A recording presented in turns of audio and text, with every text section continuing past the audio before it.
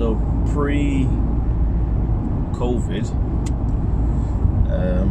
I always tried to, when I introduce myself to patients, to shake their hands, not my hands, that's silly. To shake their hands, if at all possible, just to, show them some respect and to greet them, put them at their ease. I had a patient who chose not to shake my hand, and then he was like, "Oh, it's not because you're black," which made me laugh inside, because I hadn't really considered that might be the reason until he said it. So I think that said more about him than it did about me. To be fair, I mean, in my medical career, I've had two people mistake me for a taxi driver. This is, with either a tie on, but definitely with the stethoscope around my neck.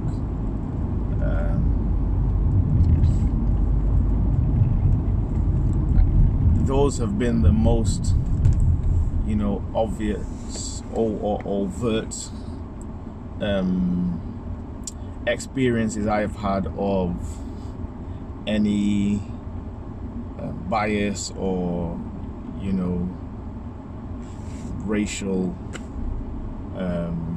racially motivated interactions. So I think I've been pretty blessed in that respect. But every black healthcare professional that I know, every healthcare professional that I know that is an ethnic minority in this country has a similar story, or has stories like that. And what are we supposed to do in that situation? So again, for me, I didn't say anything about it. Again, I laughed on the inside and I just kept it moving. I don't know what would happen if that was happening to me every day.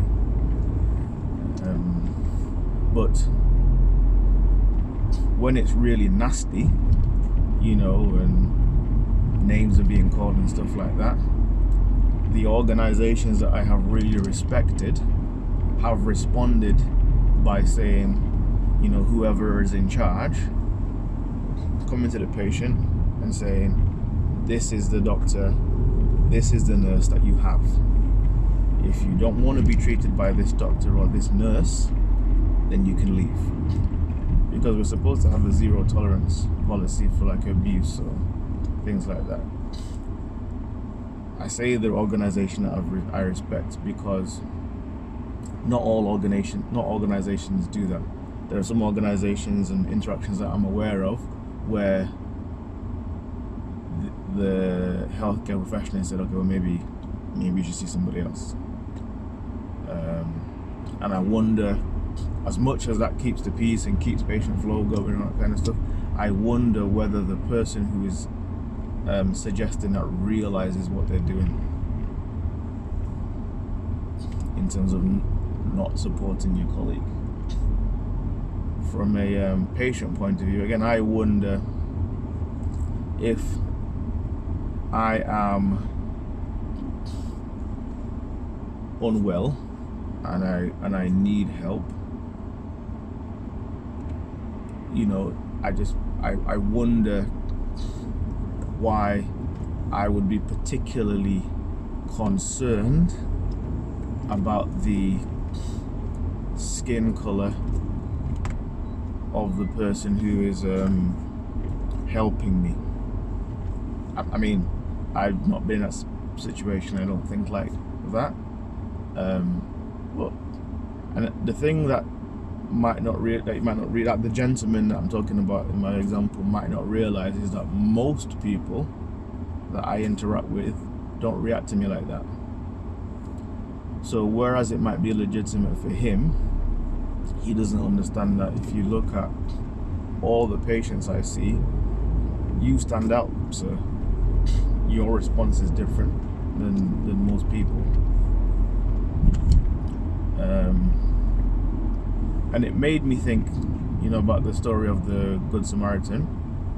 So, I mean, I'm expecting that you either know the story or, you know, you've got access to the internet and you can Google it. But the thing about the Good Samaritan is, like, I mean, there are so many things that we can learn from it. But again, during recent times and stuff like that, and because of the church as a whole's reaction to the topics of like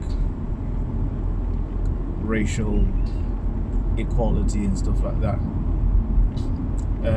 I find it interesting. So the things that I'm thinking right now are, I don't believe that God wastes words. So I really believe that everything in the Bible there's going to be somewhere that it can be useful. And the way that I look at it when I'm reading the Bible is that how is it supposed to affect my day-to-day, rather than, I mean, there's wonderful deep concepts, but when I'm listening to anything or reading for myself, I'm trying to see, well, how can I apply it to my day-to-day life? And one of the things I'm thinking, because I think there are some parts of society who are like, well, I don't believe God is interested in stuff like that. I don't believe God is interested in how we relate to each other in different races. But I would counter that by saying, if that was the case, then why would he have a story and call it the Good Samaritan, not just a good guy, a good person? Because the premise of it was the Jews and the Samaritans had a well-established historic mistrust of each other, based on the fact that this guy's a Jew and this guy's a Samaritan. Nothing else. It wasn't to do with their other values. It wasn't to do with this person's a good person or that person is a bad person. Nothing to do with their business practices. It was simply based on their race. And it's that context through which the story is told. So although, you know, in Sunday school we hear about, you know, as a consequence of this, everybody's my brother and stuff like that, which is fine, but I don't know necessarily that it goes deep enough into something else that we can learn from the story. So again, if God wasn't interested in our interactions from a race point of view, then why call it the Good Samaritan? Evidently, part of the things that we're supposed to learn is that there are some people that we consider ourselves other to, for whatever reason. So on one side, the people who walked away, they saw somebody who was other, who was in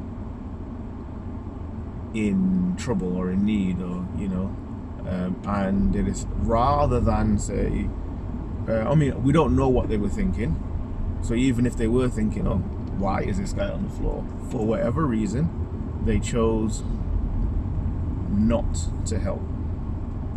They chose not to be involved. And the Samaritan, again, who was other and who had legitimate cause because of history to say, well, this guy isn't, you know, I'm pretty sure this guy wouldn't do it for me.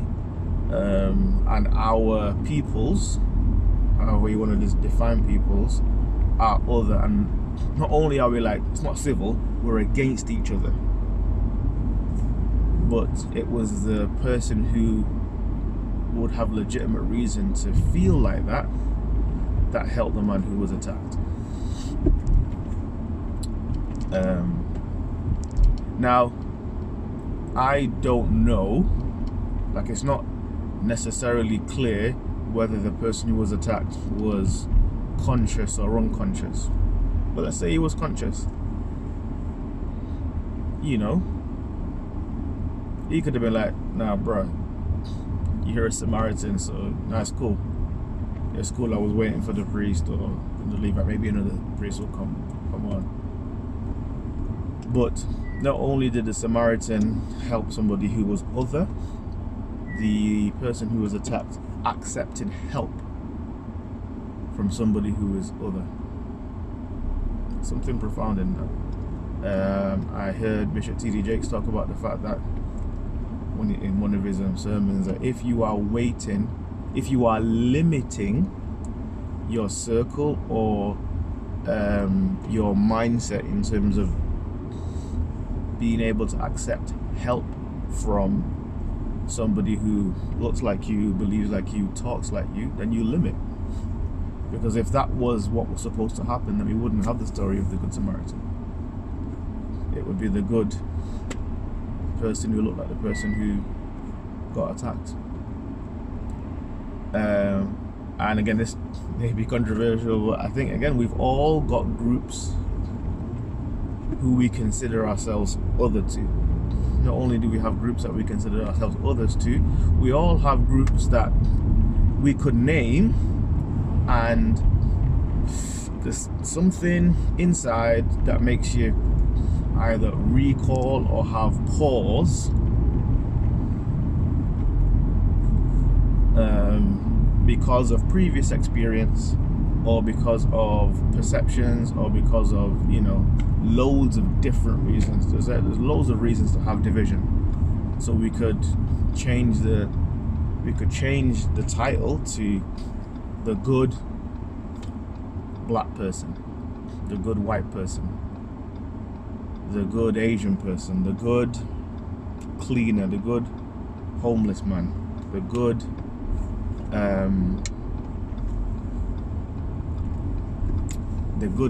gay person, the good transsexual, the good Christian. All these words I'm using are labels that some members of society are saying, like, I don't mess with those, but limiting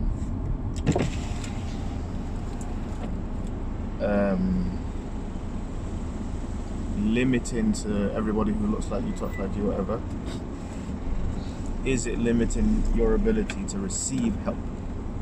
And are we limiting our ability to give help?